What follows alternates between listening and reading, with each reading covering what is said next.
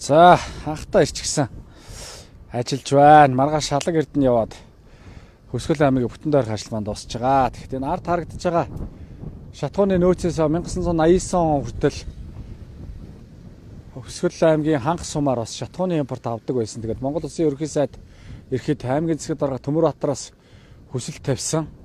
Өөрөөр хэлбэл 1989 оноос хойш ашиглахдаггүй шахаа байгаа энэ нөөцийн савуудыг ашиглах, шатхуун импортлох ханх бомбыг одоо олон улсын бомб толгох холбоотой асуудлыг ярин хөндсөн. Тэгээд Монгол Улсын засгийн газрын хуралдаанаас тэмдэглэл гарсан. За энэ тэмдэглэлээр бол ханх бомбоор шатхуун импортлж оруулж ирэх, энэ эрхийг эргэлтийг буцаад сэргээх энэ асуудлыг засгийн газрын хуралдаанаар шийдсэн. Тэгээд Монгол Улсын ерөнхий сайдын бас засгийн газрын хуралдаанаар шийдсэн асуудлуудын нэг учраас ханхад маань шатхуун импортлж орж ирэх энэ боломжууд бас бүрднэ гэж харж байгаа.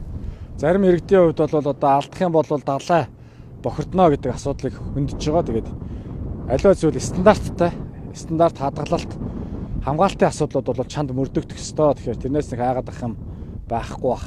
Ер нь бол ханхаасаа бид нар өөрсдөө бензиний оруулж ирчээж, шатхуунаа оруулж ирчээж эндээ үнэтэй биш шатхуун хэрэглэх боломж нөгөө талдаа бүрдэж байгаа. Тэгээд Алтан булгаар орж яд Улаанбаатар ороод Улаанбаатараас Хөсгөл хүртэл явж байгаа энэ төрш шатхууны асуудал үнэтэй байхаас өөр аргагүй байдалтай байгаамаа. Тэгээд энэ ажлыг сэргээж өгж байгаа учраас араас нь бас ажил хэрэг болохын төлөө явнаа гэдгийг хэлэх гэж байна.